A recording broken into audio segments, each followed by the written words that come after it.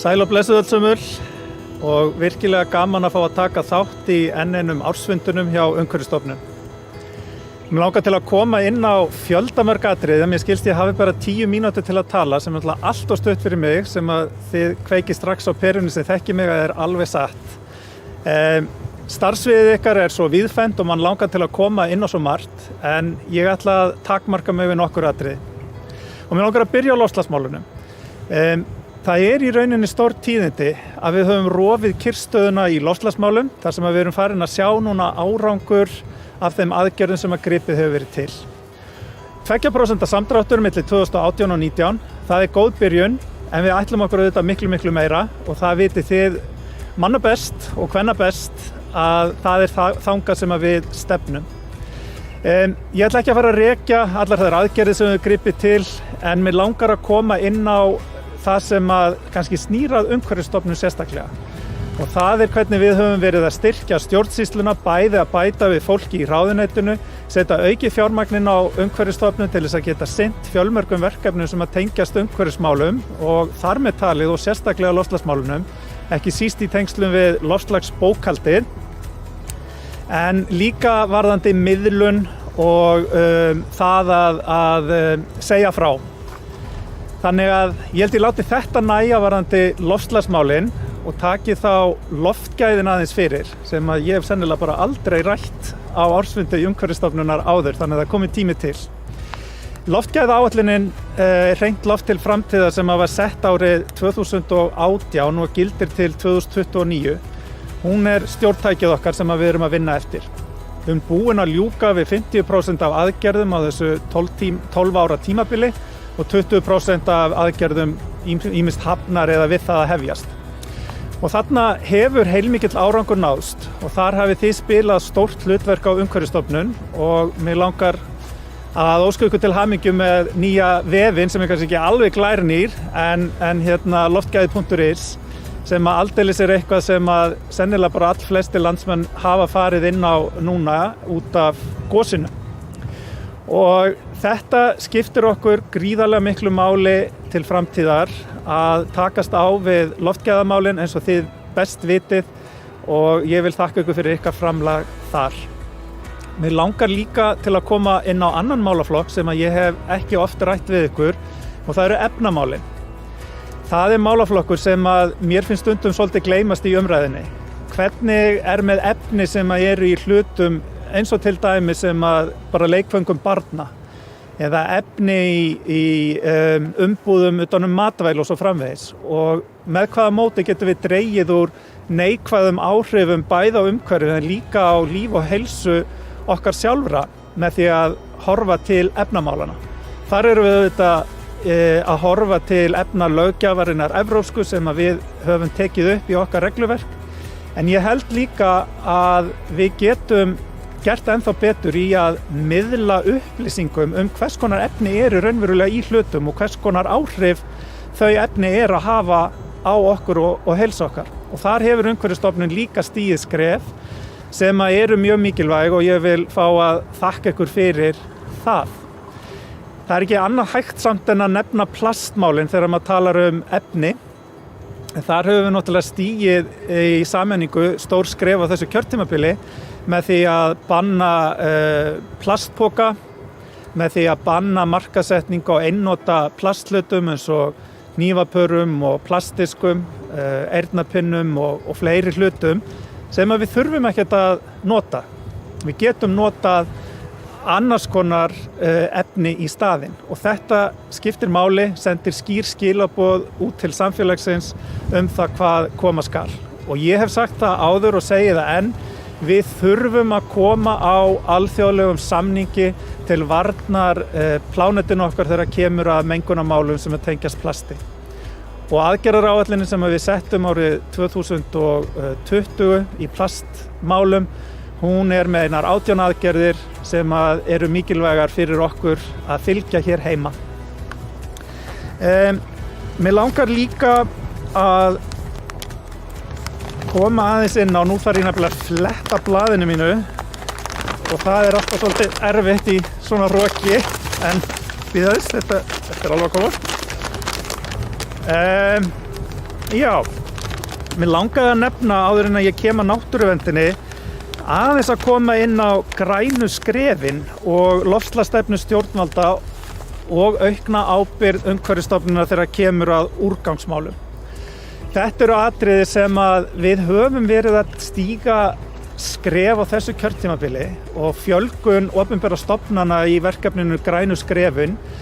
Því hef ég virkilega tekið eftir, búin að skrifa undir óskaplega mörg skjöl á þessu kjörtímabili, viðurkenningarskjöl til þessara stofnana og það alltaf jafn skemmtilegt af því þá veit maður að við erum að ná auknum árangri þegar kemur að umhverfismálum. Og sama vil ég segja loftslagsstefnuna þar sem þið fengu það hlutverk að aðstoða stofnanir ríkisins og fyrirtæki í meirihluta eigu ríkisins og sveitarfélögin við það að koma á loftslagsstefnu fyrir þessa aðila. Þetta eru mikilvæg verkefni sem að þarna eru unnin. Og síðan það þá aukin ábyrgð sem að ykkur yrði falin verði frumvarp mitt að lögum breytingar á úrgangsmálunum. Þar sem að Umhverfisstofnun fengi aukið hlutverk í að samræma úrgangsmál sveitarfélaga á landsvísu. Og þá að lokum langar mig aðeins að nefna náttúruverndarmálin. En við höfum í sameiningu stofnanir ríkisins, Umhverfisstofnun, Þingvallaþjóðgarður og Vatnajökulsþjóðgarður ásamt ráðuneytinu stigið alveg gríðarlega mikilvæg skref í að vernda náttúruna á fjölmennum ferðamannastöðum og friðlýstum svæðum með tilkomu landsáætlunar uppbyggingu innviða. Og þar eru núna 445 verkefni á árunum 2018 til 2023 sem að við erum að vinna að. Við erum nú þegar búin að setja tæpa 3 milljarða á fyrstu 4 árum þessarar áætlunar 2018 til 2021 í að byggja upp innviði til þess að vernda náttúruna. Og við höfum líka sett fjármagn í það að huga að því hvernig byggjum við innviðinu upp. Þannig að þeir passi sem allra best við þá náttúru sem að er að ræða á hverju svæði. Og ég er búin að skoða allmörg svæði sem að hafa hefur verið unnið núna á undanförnum árum og getur nefnt Djúpalónssand sem ágætisdæmi eða ýmis verkefni í Friðlanda Fjallabaki og svona mætti lengi telja. Og sumum þessara svæða hreinlega listasmíð að ræða. Og þetta skiptir svo miklu máli vegna þess að við erum með viðkvæma náttúru sem við þurfum að vernda með innviðunum en gera það með þeim hætti að þetta passi saman og eyðileggi ekki eða skyggi á þá upplifun sem við raunverulega höfum að okkar lítspilltu náttúru. Þannig að bara bravo. Mér langar síðan að koma inn á annað atriði sem að fjölgun heilsárstarfsmanna sem að vinna í náttúruvernd og landvarða. Þetta áhersluatriði sem að núverandi ríkisstjórn hefur sett og það virkilega gaman að sjá hvernig heilsársstörfum hefur fjölgað út allt land og landvörðum sömuleiðis. Þannig að þetta fólkið sem að skipuleggja þessi svæði, náttúruverndarsvæðin okkar og þetta fólkið sem að tekur á móti gestum okkar og verða til þess að upplifun þeirra sem að koma á þessi svæði verður jákvæðari. Mér langar síðan að koma inn á gerð stjórnunar- og verndaráætlana sem að ég held að hafi verið lokið við 30 slíkar áætlanir frá því að náttúruverndarlögin tóku gildi. Sjálfur hef ég skrifað undir 16 áætlanir sem að þið á Umhverfisstofnun hafið unnið og ég held að það sé einhver álíka fjöldi í vinnslu ef ég man þetta rétt, 15 áætlanir eða svo. Og þetta skiptir svo miklu máli upp á það hvernig við skipuleggjum starfið sem að framfer á þessum friðlýstu svæðum okkar, meðal annars hvernig við byggjum upp innviðina og þar fram eftir göttunum. Þannig að takk fyrir það og gangi okkur áfram vel að vinna í því. Ég hef skrifað undir 16 friðlýsingar núna á síðustu 3 árum. Og það eru að því mér telst til einar 15 sem að ég held á okkur muni í viðbót takast að klára. Og það stór glæsilegur árangur, það ennþá svolítið í land að ná þeim öllum inn, en ég veit að okkur mun takast það í sameiningu. Og takk fyrir mjög gott samstarf í því í gegnum hópin okkar sem að vinna að þessu átaksverkefni.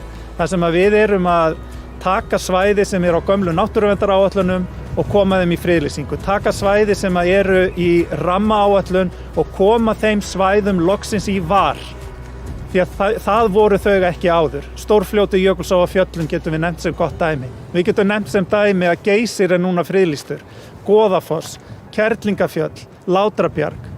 Og það eru mörg svæði sem að bíða friðlýsingar og ég hlakka til að klára þau verkefni með ykkur. Við erum með 2 þjóðgarða í undirbúningi, annars vegar þjóðgarð á sunnanverðum Vestfjörðum sem ég vonast til að við getum sett á fót 17. júní næstkomandi og vonandi gengur það eftir. Það verkefni hefur gengið alveg óskaplega vel og verður virkilega gaman að sjá það verða veruleika. Og síðan það hálendisþjóðgarðurinn sem núna fyrir þinginu og ég bind miklar vonir til að við náum að klára núna á vorþingi. En kæru vinir á Umhverfisstofnun, innilegar þakkir fyrir árið og samstarfið og ég óska ykkur allsins besta í ykkar mikilvægu störfum.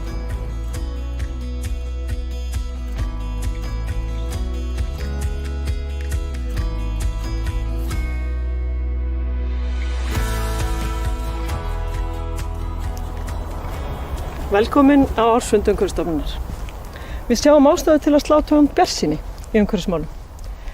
Flestar atvinnugreinar skilgreina nú umhverfismál sem lykilþátt í sinni starfsemi og æ fleiri leita eftir umhverfisvottunum.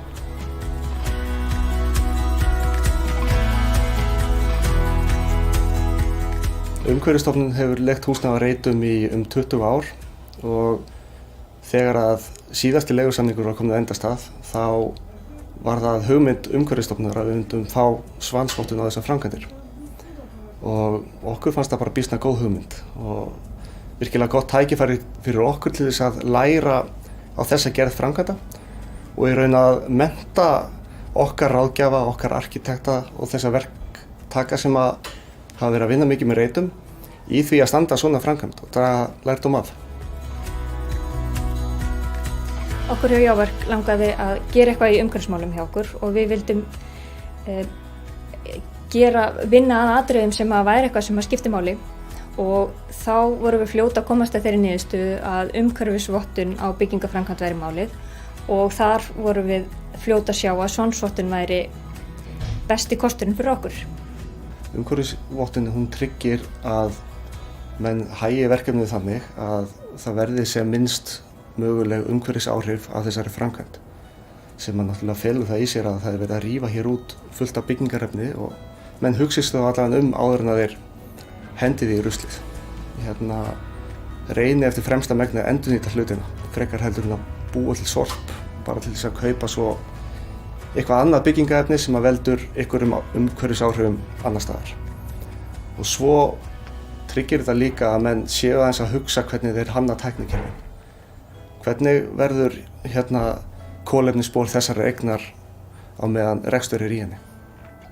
Ástæðan fyrir því að við erum hrifin af svansvottuna því að við vildum fara inn í einhvern svona fyrirfram skilgreindan ramma þar sem búið værið að finna þau atriði sem að skipti máli að einbeita sér að og breyta í byggingaframkvæmd. Og ástæðan fyrir því að við erum hrifin af svansvottuna er að það verið að horfa til þeirra atriða sem að við höfum áhrif á, sem þá bara eins og hönnun húsnæðisins, í rauninni framkvæmdin sjálf, efnisvalið og slíkt. Það ekki verið að horfa til atriða sem að við höfum ekkert að segja, eins og til dæmis samgöngur í kringum verkefnið eða olíunotkun á bílum eða eitthvað. Annað sem að við erum mjög hrifin af í svansvottunni er að það mikið horft til í rauninni bara gæðamála.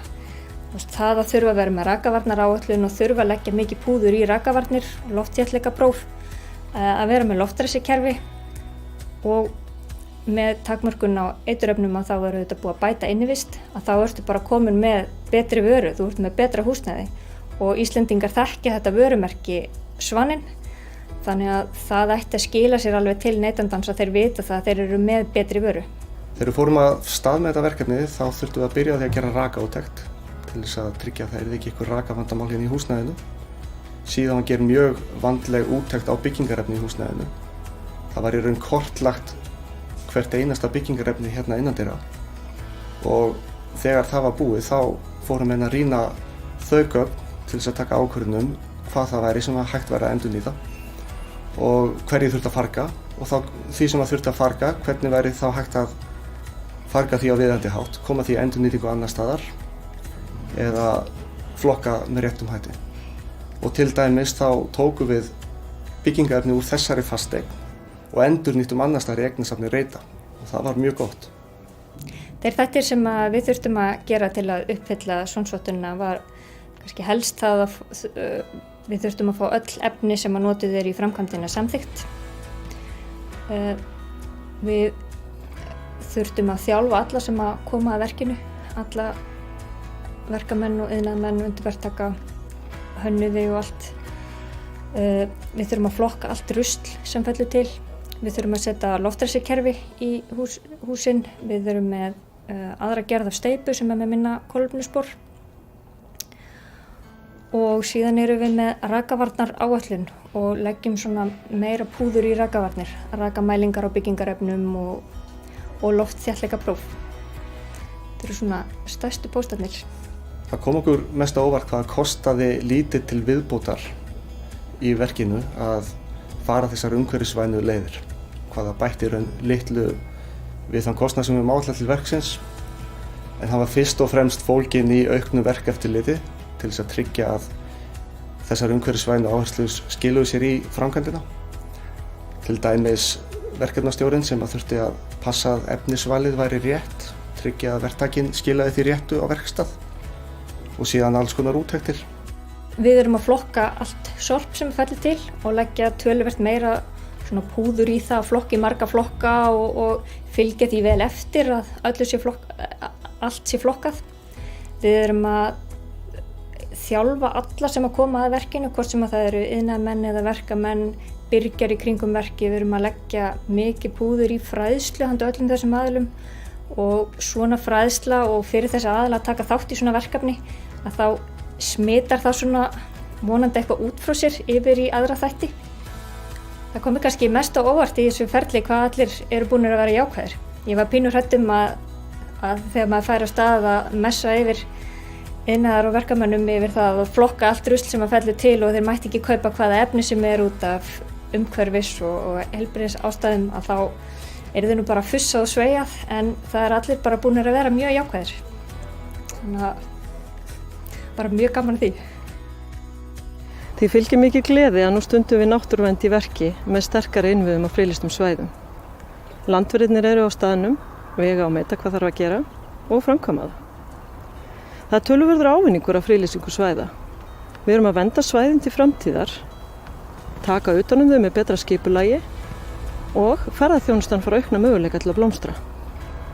Þann 17. júní síðastliðinn var Geysissvæðið loksins friðlýst og Kerlingafjöll hafa nú fengið sinn sess í náttúruverndarhálendinu. Það er samvinna sem mun skila okkur árangur í að vernda þessar perlur til framtíðar.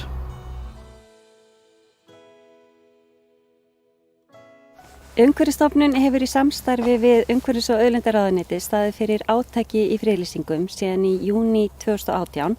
Það er að fjölgun friðlýstra svæða í samræmi við sáttmála ríkisstjórnarinnar þarum.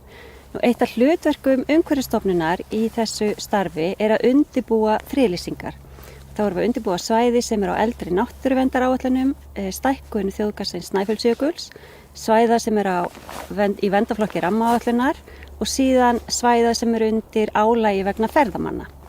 Og það er ekki síst vegna þeirra síðustu sem að við fáum oft tillögur frá landeigendum sjálfum og viðkomandi sveitafélagi. Þeir eiga oft frumkvæði að þessum friðlýsingum og það er auðvitað mjög dýrmætt að fá tillögurnar svona frá fyrstu hendi frá þeim sem að þekkja landið og teki vænt um það. Við erum að vernda í margvíslegum tilgangi.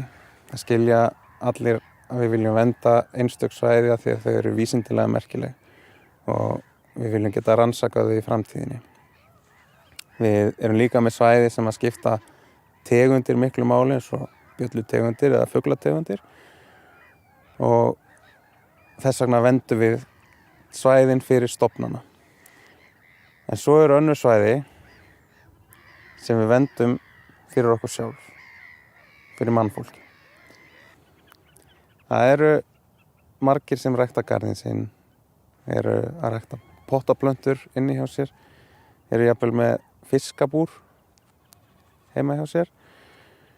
Fólk er einhvern veginn að reyna að draga umhverfið nær sér til þess að finna sálarró og frið, að reyna að núllstilla sig. Friðlýsingin er síðan unnin á grundvelli náttúruverndarlaga.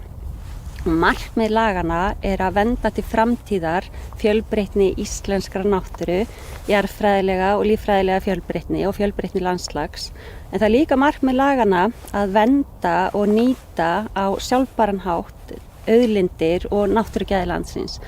Og þegar við gerum þetta þá erum við að hafa í huga að við erum að hugsa til framtíðar og til komandi kynslóða. Þannig að útgangspunkturinn svolítið sá og það sem við fáum að upplifa í dag að við gefum börnunum okkar og komandi kynslóðum tækifæri til að njóta þess sama. Út í Evrópu eru fjölmörg verkefni í tengslum við endurhæfingu eftir slys eða veikindi.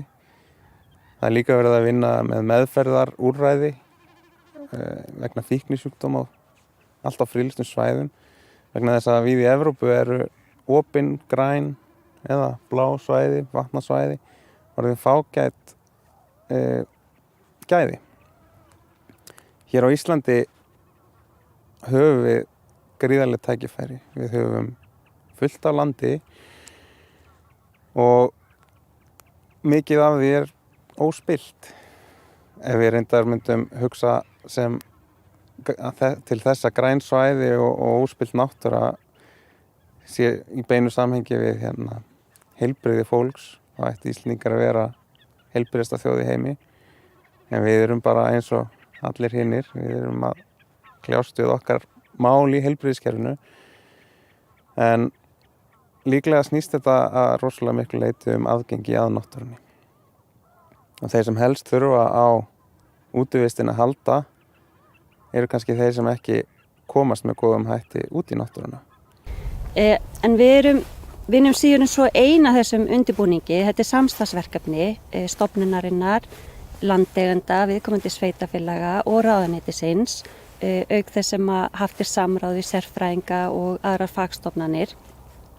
Síðan þetta opið kynningaferli þar sem öllum gefst tækifæri til að skila athugasemdum og ábendingum og það síðan tekið fyrir í samstarfshópnum og auk þess sem oft haldnir opnir kynningafundir. Á síðustu árum hefur stóraukist fjármagn inn í málaflokkin í náttúruvernd. Við erum að fá peninga í landvörslu sem skilar störfum í nærsamfélag. Það skilar fræðslutækifærum inn í skóla og úti í náttúrunni. Það eru tækifæri í tengslu við viðburði úti í náttúrunni þar sem verið að rýna í náttúruna. Við erum líka að fá fjármagn í uppbyggingu og uppbyggingin að skila sér bæði á vegum sveitafélaga og á vegum ríkisins með bættu aðgengi. Fólk að nýta sér þessi svæði sem eru algjörlega við borgarmörkin eða bæjarmörkin hér í Krossanesborgum, við Akureyri eða kringur Reykjavík, í Mosfellsbæ og við Reyðarfjörð, allan hringinn í kringum landið, finnum við friðlýst svæði þar sem aðgengi að stórbatna. Friðlýstu svæðin eru orðin 122 talsins. Við erum með 19 mál í vinnslu núna og í fyrra 2020 þá friðlýstu við 7 svæði og endurskoðum eina friðlýsingu. Og þetta allt svæði sem við þekkjum vel og myndum álíta náttúruperlur. Það annars vegar Þjórsárdalur sem býr yfir einstakri náttúru og sérstökum jarðmyndunum og menningarminjum að ógleymdum náttúrufyrirbærum eins og Gjánni, Háafossi, Granna og Hjálpafossi ásamt þyrpingum gervigíga. Og hins vegar eru það Kerlingafjöll sem hafa árabil verið eitt vinsælasta útivistarsvæði á miðhálendi Íslands. Svæðið ber öll einkenni megineldstöðvar. Það er næststærsta líparítssvæði landsins og eitt fjölbreyttasta hverasvæði landsins. Goðafoss í Skjálfandafljóti er einn af vastmestu fossum landsins og var friðlýstur sem náttúruvætti. Hann greinist í 2 meginfossa og nokkra smærri. Ásýnd fossin sem er 30 metra breiður er fjölbreytileg eftir vatnsmagni, árstíð og veðurfari. Geysissvæðið í Haukadal sem er eitt þekktasta goshverasvæði jarðar var friðlýst sem náttúruvætti líka. Þar eru fjölmargir hverir og laugar og goshverirnir Geysir og Strokkur, þeir eru þekktastir. Nú svæðinu er einnig hverarhrúður á stóru samfelldu svæði. Nú þá voru eldgígurinn Búrfellsgjá og Selgjá friðlýst sem náttúruvætti. Þar er að finna jarðminjar sem eru sérstakar á landsvísu, hrauntraðir og gjár og misgengi er mjög áberandi í landinu, auk merkra menningarminja. Öll þessi svæði eiga það sameiginlegt að Verndagildi þeirra er mjög hátt á sama tíma og það er ólíkt og þau eru það líka sameiginlegt að vera vinsælir ferðamannastaðir og útivistarsvæði og friðlýsingunum er meðal annars ætlað að styðja það hlutverk. Já, segðu mér Jón, þú þekkir Adam og Evu? Ég reynda að þekki þau nú ekki þau skötuhjú. Hins vegar kannast ég ákveðlega sögun af þeim. Þau bjuggu í aldingarði sem héti Eden, var fegurtur allra garða á jarðaríki. Merkilegu garður, bara 2 gestir, var 1 regla og brota reglunni þýddi brottvísun. Og allir kannast við orðtakið Adam var ekki lengi í paradís. Þannig að þau fór nú hálf illa fyrir þeim skötuhjúum, kannski verð fyrir garðinum því að hann týndist og var tröllum geymdur og enginn veit í raun hvað hann í dag. Og það er nokkuð annað heldur með mörg þeirra svæða sem við eigum hér á Íslandi og garða sem eru einstaklega færir og vel þekktir, reyndar kannski stundum einum of. Á tímabili leit mér þess að svolítið illa út fyrir mörgum svæðana.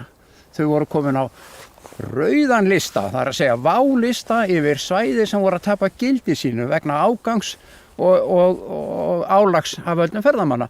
Þú þekkir ágætlega til með svæði á þessu rauðalista. Já, það er nefnilega þannig að í Friðlanda Fjallabaki, þar eru 2 af þessu svæðum sem eru á rauðalista. En við erum líka með svæði þar sem var á rauðalista en er núna á leiðinu upp og vonandi með 10 tíma fyrir á grænan lista. Þetta er svæði við Rauðufossa og þetta er staður sem var skyndilega mjög vinsæll og var til þess að svæðið var fyrir miklu álagi. Engir innviðir til staðar, en við fórum í það og byggðum upp innvið, við lögðum göngustíg að fossinum og þar að leiðandi tókst okkur að draga verulega úr álagi á svæðinu. Nú já, merkilegt nokkuð sem betur fer á sama tíma og voru þetta svæði sem voru að koma illa út, þá voru líka svæði sem tóku á móti fjöldaferðamanna sem komu vel út. 2017 þá fórum við á stað hjá Umhverfisstofnun að búa til matsverkfæri eða verkfæri sem getur notað til þess að leggja mat á áfangastaði í náttúru Íslands þar sem fjöldi ferðafólk kemur til að sjá hve vel þeir standa sig. Það kom okkur á óvart og jafnframt til ánægju að fjöldi staða voru að skora mjög hátt í þessu mat okkar. Og þá bjögum við til nýjan lista sem var ansvar við rauðalistan og það voru grænlistasvæði. Það voru svæði þar sem allt virkaði. Og það þurfti við sannarlega ákveðin atriði til.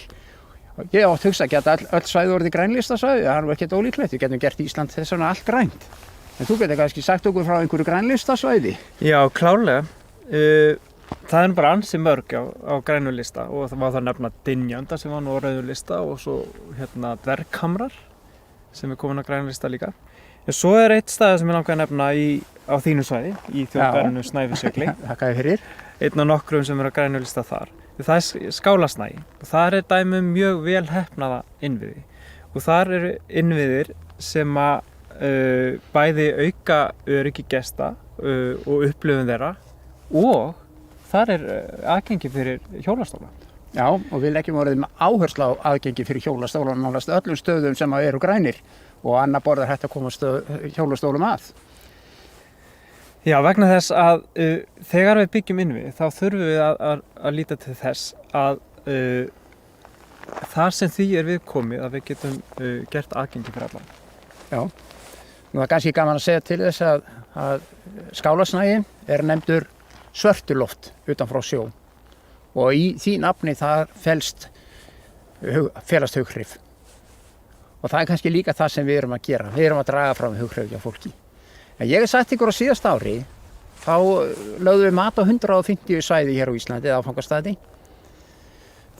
60 þeirra voru á grænu lista, eða 40% svæðina. En aðeins 3 svæði lenda á rauðu lista og eins og Hákon bendir á þá er eitt þeirra Rauðfoss á leiðin út af listanum. Og það sem við leggjum mat á í listanum fyrir utan náttúruna og verðmætin sem við erum að fara með, þá leggjum við mat á stjórnun okkar og skipulag sem skiptir miklu máli og í því felst ekki síst að vera með mannskap og umsjón með svæðunum okkar, hafa lagalegan stuðning og fjárhagslegan stuðning til þess að reka svæðin. Jafnframt þurfa svæði að vera með reglur og leiðbeiningar og skilti, einhvern veginn verður að koma reglunum á framfæri, annars virka þeir ekki.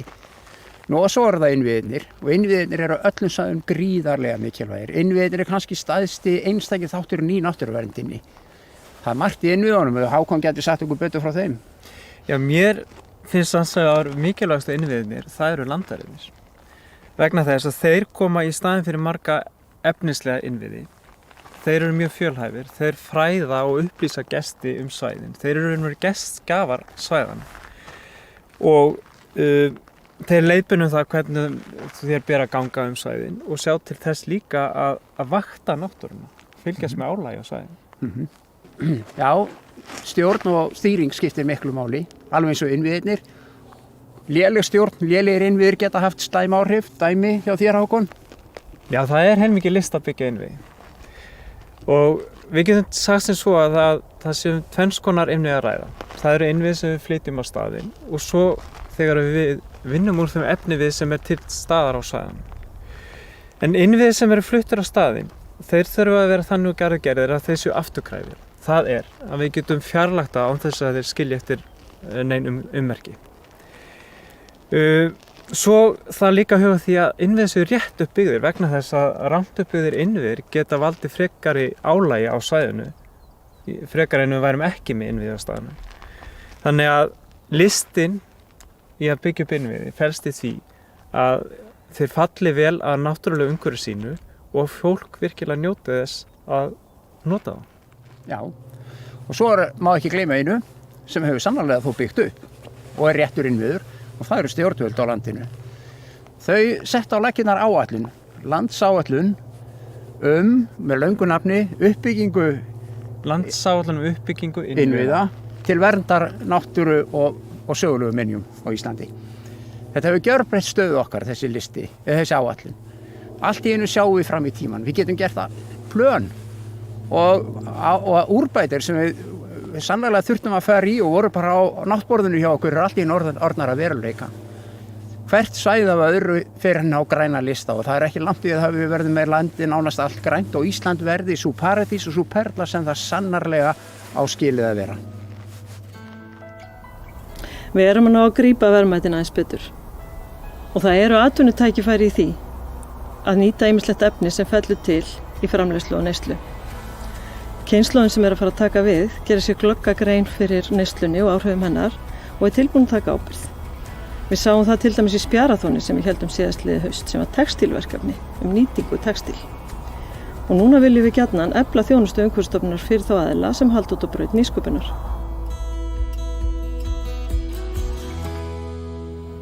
Sköpun eins og tíska fer alltaf í hringi, en hvaða hlutverk hefur nýsköpun í innleiðingu á hringrásarhagkerfinu? Ef við byrjum bara á byrjunina og tölum hvað hringrásarhagkerfið er, þá er það hagkerfið þar sem við leitumst við að lágmarka notkun á auðlindum og hámarka líftíma þeirra innan hagkerfisins, þannig að þær verði síður að úrgangi.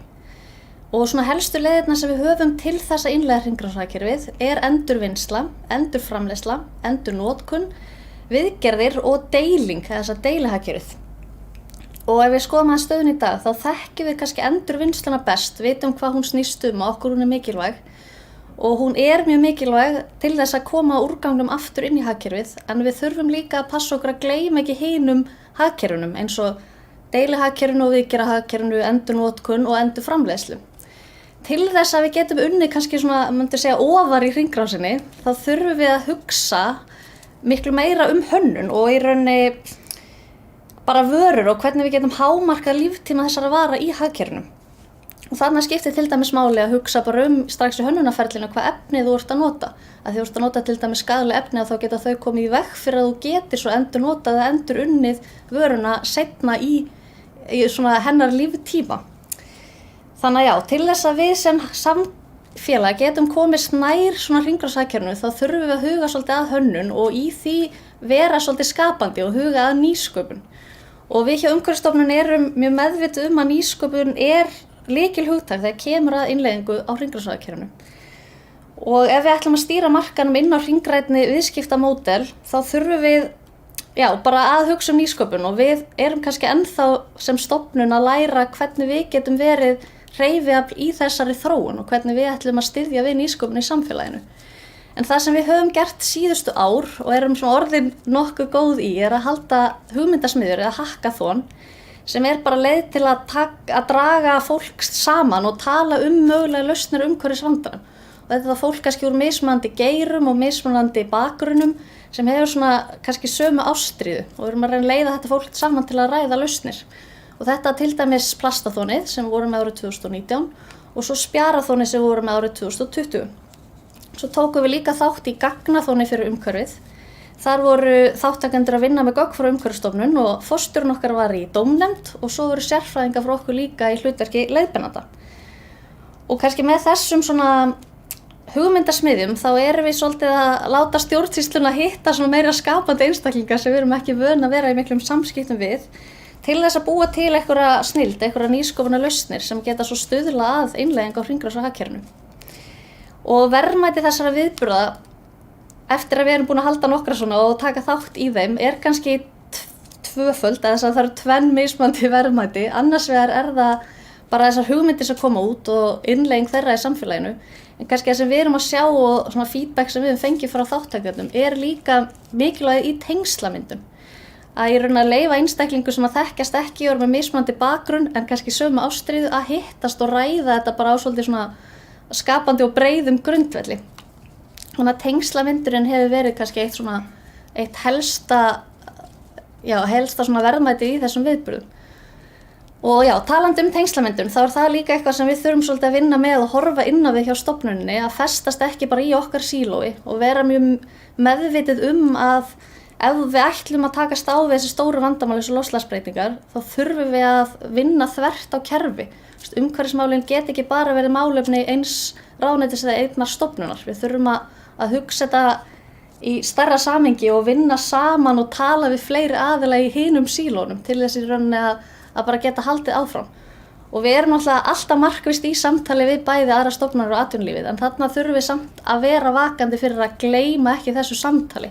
Af því að við ætlum í rauninni ef við erum alltaf í okkar sílóm þá endum við kannski með að það eru margir að vinna sömu lausn í sínu horni og hitt sem getur gerst er að við erum að vinna í rauninni stefnumótandi ákvarðanir innan stjórnsýslunnar sem að stangast á ykkur aðra, eru ekki í svona góðu samræmi og samfloti.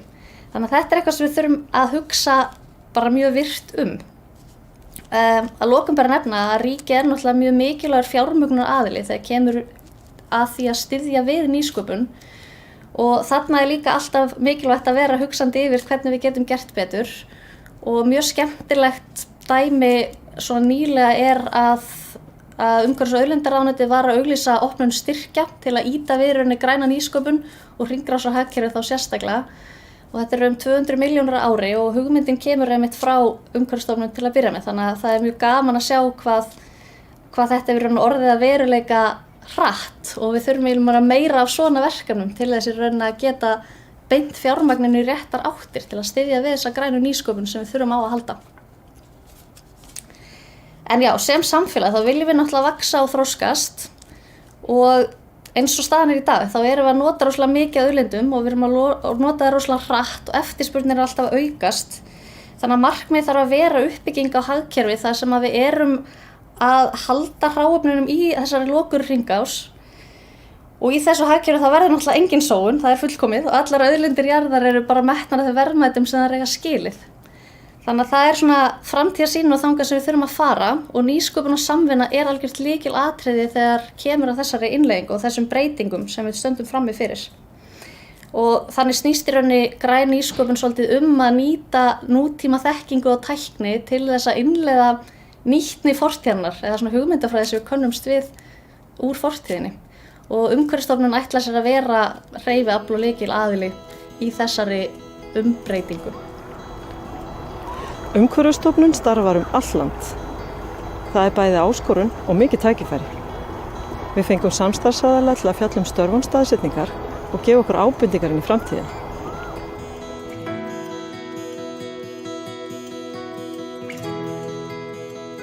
Störf staðsetningar breyta mjög miklu fyrir samfélag og sérstaklega út á landi og það er svona eykur flórunu af velmenntuðu og svona velmenntuðu fólki sem vill koma og búa í öðruvísi umhverfi.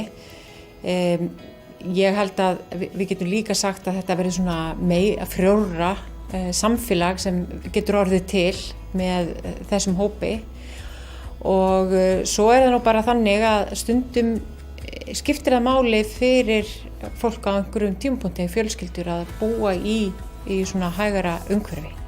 Það sem kannski ódýrara húsnæði, nær ættingjum eða maki með vinnu sem með staðsetningu. Þannig að þetta getur breytt alveg ótrúlega miklu, sérstaklega í minni samfélögum. Það gerir mjög mikið fyrir samfélagið. Ég held að störf staðsetningar sé einn besta byggða aðgerð, ef við viljum tala það þannig, sem við höfum fengið lengi.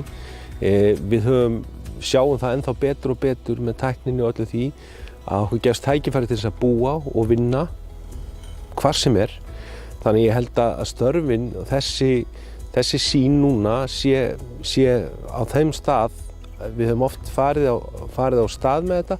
Ég held að núna höfum við aldrei haft annars tækifæri til þess að dreifa störfunum sem víðast land.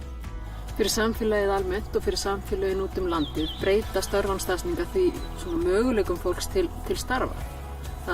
Þetta breytir möguleikum fyrir háskólamenntað fólk, þetta gefur tækifæri á miklu fjölbreyttari störfum og þetta gefur fólki kost á sem kannski frekar sérhæft til að fá störfið sitt hæfi í heimabyggð. Og þetta skapar svona öflugri og fjölbreyttari samfélög og þetta getur mögulega ýtt undir ákveðna sérhæfingu svæða ef svo ber undir. Þannig að þetta breytir mjög miklu fyrir byggðirnar í kringum allt land. Sóknarfærin liggja vissulega í að fjölga þessum störfum sem eru án staðsetningar og ég held að það séu mun fleiri störf sem geta verið án staðsetningar en eru í dag og þetta á svo miklu frumstigi og frumþróun þessi hugsun. Og bara fyrir svona 5 ári síðan þá var, og í raun og veru styttri tíma, þá ekki hægt að ræða þetta og sérstaklega ekki hjá hinu opinbera. En ég held að það sem mun fleiri störf vera án staðsetningar og það getur verið þá í báða átt, í bæði suður og út á land og jafnvel til útlanda, að starf fylgi þá starfsmanni jafnvel þó hann flytji og ætli að breyta til. Þá ertu svona með ákveðna samfellu í starfsmannahaldinu. Þannig ég held að þetta skiptir rosalega miklu máli og þetta líka umhverfisvænt. Það jafnvel ódýrara húsnæði út á landi heldur en í Reykjavík. Þú ert að stytta ferðatíma fólks, þú ert að auka lífsgæði og ég held að það sé alveg ótrúlega mörg sóknarfæri sem eru þarna til staðar. Það sem ber að varast að hafa að koma fólkinu fyrir með öðrum, að það sé samfélagi við annað fólk og það sé með öðrum, þannig að verði ekki til svona einmenningsstöðvar og það svo hættulegt. Það kóðnar fólk niður, það ekki í þessari dýnamík sem þú þarft að vera með á vinnustað. Þannig að ég held að þó það sé rosalega gott að geta unnið heima og verið svona pendlað á milli, þá skiptir það máli líka að vera með öðrum, vera í samfélagi manna. Sóknarfærin okkar núna, þetta er svolítið skrítið að segja að þessir veirutímar, blessuðu veirutímar sem hafa reynt á okkur öll og samfélagi heild, en það hefur líka gert það verkum að það hefur komið í ljós að það skiptir kannski ekki höfuðmáli hvar við búum upp og hvar við ætlum að vinna. Tæknin hefur þotið áfram, bara hugsunarháttur okkur hefur breyst. Þannig að sóknarfærin liggi því núna að taka, þegar við sjáum nú fyrir endan á verinu, að taka lærdóminn, taka umgjörðina og færa hann yfir í þetta. Ég hugsa að við þurfum kannski að varast sem til það að við þurfum að gera umgjörð störfin út land. Þannig að fólk geti gengið inn á vinnustað. Ég horfi á klasa eða samvinnuhús og hvernig við getum rennt stoðum undir það slíkt rísi sem víðar.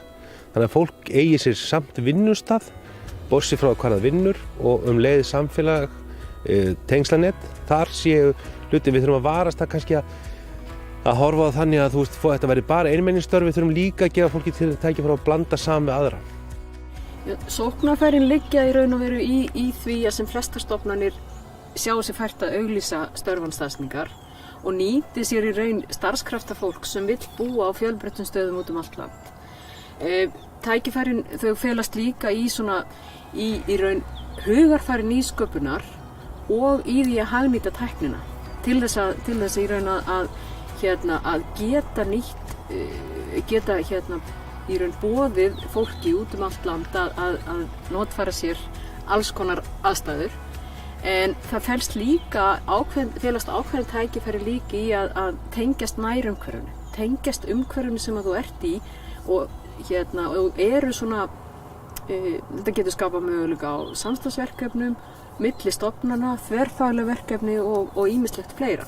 En þetta líka skapar tækifæri að skapa þekkingar umhverfi og þekkingar vinnustaði mun víðar landið heldur en Og það sem ber að varast helst ef ég fer út í það, að höfuðstöðva hugsun rosalega vond. Og við eigum bara ekki það, við eigum að vera, ég tel að við eigum að reyna að tileinka okkur betur bara svona dreifðastarfsemi. Þannig að við hættum þessari höfuðstöðva hugsun og við tileinkum okkur bara að dreifa starfsemin okkar sem víðast, þessari opinber starfsemi sem í landinu. En það líka það að útbúa ekki nógu góða starfsstöðvar. Starfsstöðvarnar þurfa að vera almennilegar, þær þurfa að vera vel tækjum búnar og það þarf að hugsa starfsfólkið á hverjum stað, það þarf að vera svona samræmi í því, hvernig hugsað starfsfólkið. Það þurfa líka að við líka þurfum að varast ákveðin svona við og þið hugsunarhátt. Já, sóknarfæri umhverfisstofnunar eru ótrúlega mikil. Ég þekki það bara frá þeim tíma ég var bæjarstjóri í Vesturbyggð að þá stofnaði umhverfisstofnun starfsstöð á Patreksfirði og það var ótrúlega dýrmætt fyrir ekki bara Vesturbyggð og sunnanverða Vestfirði heldur að sjálfsögðu friðlöndin sem eru á þessu svæði og það varð einhvern veginn önnur hugsun hjá fólkinu og það fór að skilja betur mikilvægi friðlanda og umhverfisverndar og ýmislegs annars. Það var ekki síður þannig að þú ert að bregðast við mismunandi þörfum þinna starfsmanna. Það er örugglega stór hluti starfsmanna umhverfisstofnunar sem gæti vel hugsað sér að búa út á landi og vera í fámennu og vera nær náttúrunni heldur en í dag. Og mér ég upplifði þetta með svo ótrúlega jákvæðum hætti að hafa umhverfisstofnun þannig bara í bakgarðinu og vera í daglegum samskiptum við starfsmenn umhverfisstofnunar. Það varð svona ákveðin dýnamík okkar á milli líka sem ég held að skipti ofsalega miklu máli fyrir stofnun eins og umhverfisstofnun. Að vera í þessari nálægð við samfélagið og við sveitarstjórnirnar sem eru á staðnum. Ég held að umhverfisstofnun sé náttúrulega kannski eina af þeim stofnunum sem hvað mitt best á færi í þessu því að starfsemi hennar náttúrulega liggur allt land í umsjón með svæðum og verkefnin eru svo víða. Þannig að sóknarfæri fyrir umhverfisstofnun að færa fólki sitt nær verkefnum sem þau vinna með, ná betri svona samþættingu við allt samfélag á landinu. Þannig ég held að sóknarfærin hjá umhverfisstofnun séu fleiri heldur en fyrirstöðurnar. Þannig ég held að umhverfisstofnun eigi núna sem aldrei fyrr möguleika það að auglýsa öll sín störfanstaðsetningar og ná svona góðu heildstæðum tengslanetti að netum all land með verkefnunum sínum, með samfélagunum til þess að ná ennþá betri þessu vinsalorði samtali við okkur öll. Ég held að þar séu sóknarfærin gríðarlega mikil í að skapa fyrirmyndir, í að tengjast nærumhverfinu, búa til verkefni sem eru þá tengt umhverfinu á hverjum stað og líka með því að gera það, þá getur umhverfisstofnun líka búið til miklu fleiri svona varðmenn náttúru, umhverfis og samfélags með því að tengjast skólu, með því að vera fyrirmyndir. Þessi starfsmenn eru líka fyrirmyndir fyrir unga fólkið okkar sem að sér þá hvernig störf er hægt að vinna út allt land. Þarna eru fjölbreytt störf sem er kostur á að vinna alls þar. Þannig að þarna í unga fólkinu, í samfélagunum og í nærumhverfinu eru tækifæri umhverfisstofnunar.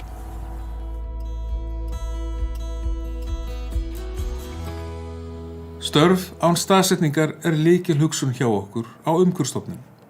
Við erum með 9 starfsstöðvar allt land. Við höfum sett vinnuskjölun okkar í skýjalausnir og þar höfum við sett líka á fót samstarfssvæði fyrir þær stofnanir, sveitarfélög, fyrirtæki og einstaklinga sem vinna með okkur að hinum ýmsu verkefnum. Við tókum upp hópvinnukerfi Teams árið 2019 til að tryggja enn betra vinnuflæði. Þegar COVID skall á 2020 urðum við því fyrir frekar lítilli röskun. Verkefnatöflur, símkerfi og fleira var komið í skíð og fólk gat flest fært sig heim án vandkvæða og skipt yfir í fjarfundi. Starfsvið okkar geysivítt, við miðlum efni til ólíkra hópa og erum því með 40 lén. Umhverfisstofnun.is hjartað í því en 30 lén vísa á undirsíðu þar. Vefurinn rúmlega 2000 síður og erum þó ekki að telja með skjöl eða fréttir. Aðrir vefir eru til dæmis loftgæði.is, Saman gegn sóun, Grænskref og Svanurinn. Til að vekja athygli þessara ólíku hópa þá erum við með 7 síður á Facebook, 3 Twitter aðganga, 2 á Instagram og við erum með YouTube-rás. Raunfundir hafa orðið ómögulegir í kófinu. Umhverfisvarpið eitt svar okkar við því. Þar að ræða beina útsendingu í hálftíma þar sem sérfræðingar okkar fjallum ákveðið málefni og gefa svo hálftíma í að svara spurningum frá áhorfendum. Upptökurnar eru svo aðgengilegar á ust.is og á YouTube-rás okkar. Miðlun margþætt. Beint aðgengi gagna mikilvægt á ljóshraðaöld. Besta dæmið eru loftgæðagögn. Það stöðugt flæði frá mælistöðum í miðlægt kerfi hjá okkur og þaðan flæða gögnin svo á 3 staði. Á loftgæði.is, á ab.ust.is og til Umhverfisstofnunar Evrópu. ABIN velrænt aðgengi fyrir tölvur, þar sem að aðrir geta náð í þau gögn til að birta á sinn hátt. Hafnarfjörður til dæmis les gögnin velrænt frá okkur og birtir myndrænt á eigin vef. Landfræðigögn eru ólæsileg í hráu formi en á gis.ust.is má komast í þau og birta á sinn hátt, rétt eins og með loftgæðagögnin. Kortasjá.ust.is birtir þau svo á myndrænni máta. En gögn verða að upplýsingum þegar þau sett í samhengi. Landmælingar Íslands gaf út hæðalíkan í byrjun árs 2020 sem heitir Íslandsdem. Sumarið settum við það verkefni í gang hjá okkur að steypa því saman við okkar gögn og útkoman urðu þrívíddarkort. Fyrstu þrívíddarkortin komu samhliða friðlýsingu Kerlingafjalla í ágúst. Þau eru nú orðin 30 og aðgengileg á kortasjánni. Kortin veita nýja sýn á svæðin fyrir bæði kunnuga og ókunnuga. Við vitum að lengi má gott bæta. Við þykjum góðar ábendingar og vinnum hörðum höndum að vera til fyrirmyndar í miðlun og þjónustu. Aðgerðir í loftslagsmálum virðast nú vera að skila árangri. Það mikilvægt að við sjáum í tölunum fyrir 2019 áður en heimsfaraldurinn skall á að losun að dragast aðeins saman. Heimsfaraldurinn breytti mörgum af okkur venjum. En hjá Umhverfisstofnun erum við að skoða hvernig við getum breytt venjum til framtíðar. Við verðum að horfa breytt yfir sviði í loftslagsmálum og það magnað að aðgerðir í frávitulausnum geta skila okkur árangri í loftslagsmálum. Og annað, aðgerðir í loftslagsmálum skila oft hagræði fyrir budduna. Hugsum það.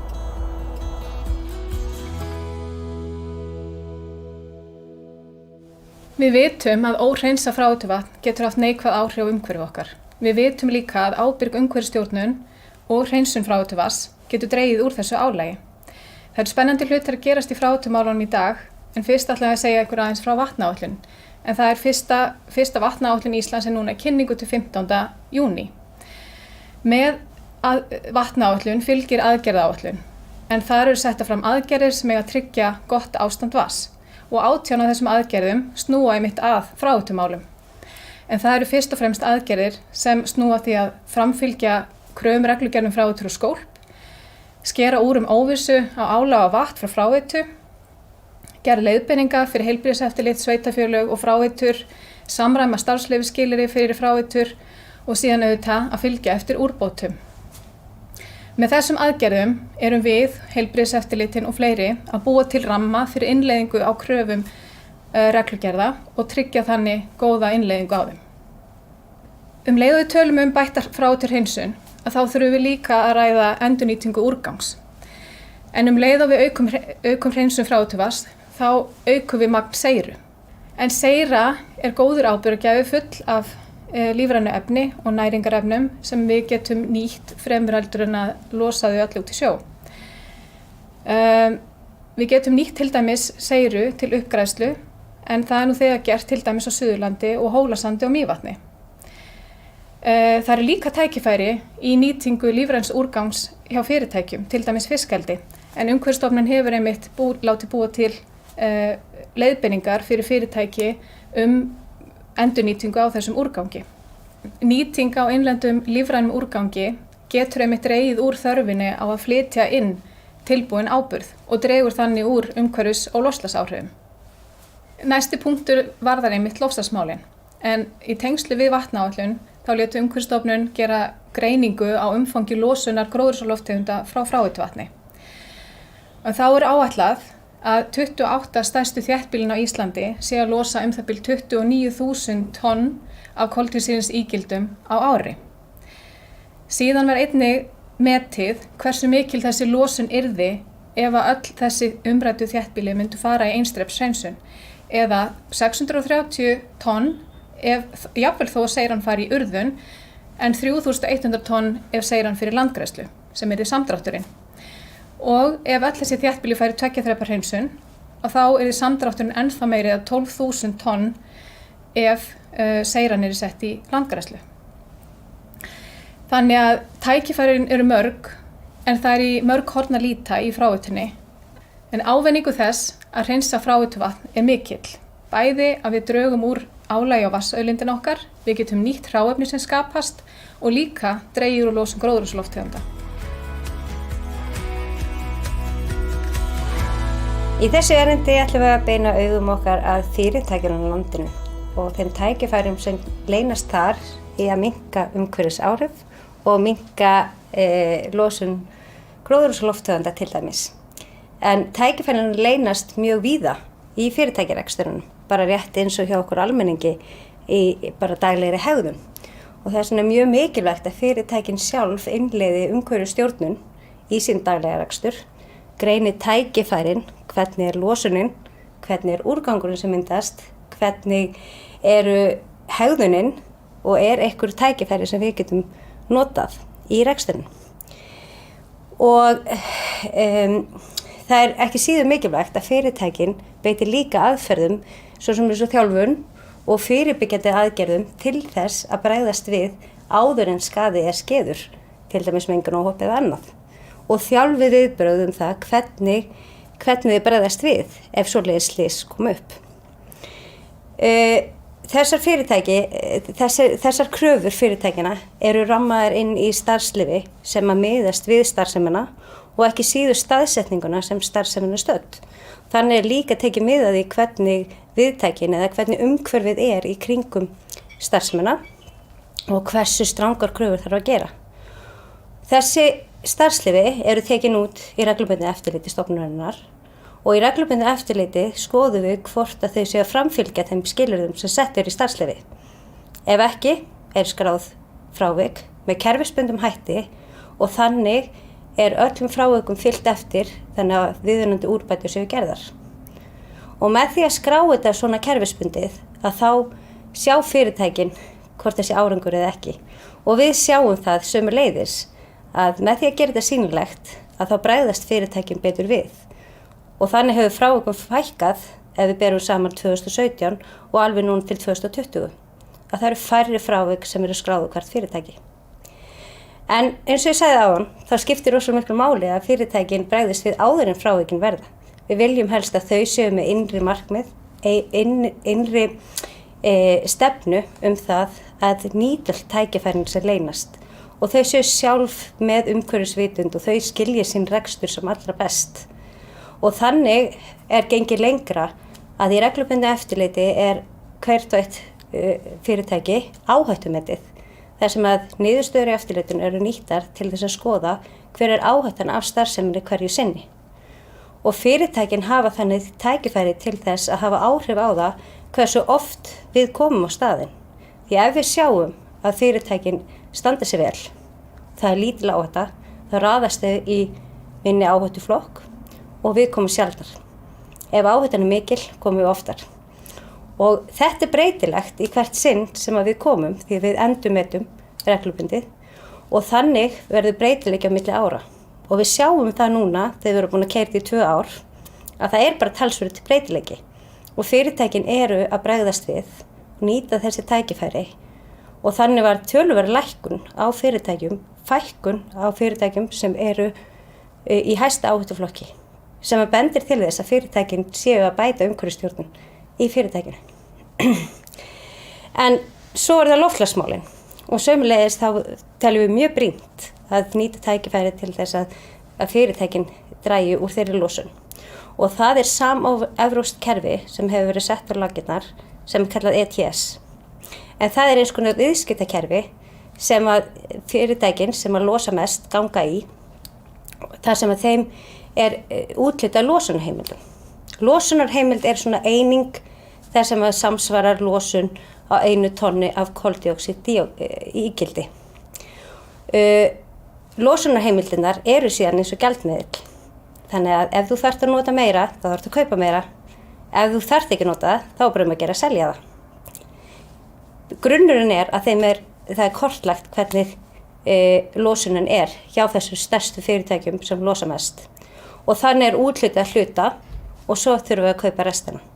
Þannig myndast þessi hvati að það ódýrast fyrir þau að draga úr losuninni og geta þá kannski selt þessar losunarheimildir. Þannig að ef við horfum á þessa mælikvarða þá bendir bara til þess að fyrirtækin séu að taka betri ábyrgð á umhverfisstjórnuninni inn í sinn daglega rekstur sem að skila árangri sem að við fögnum vissulega.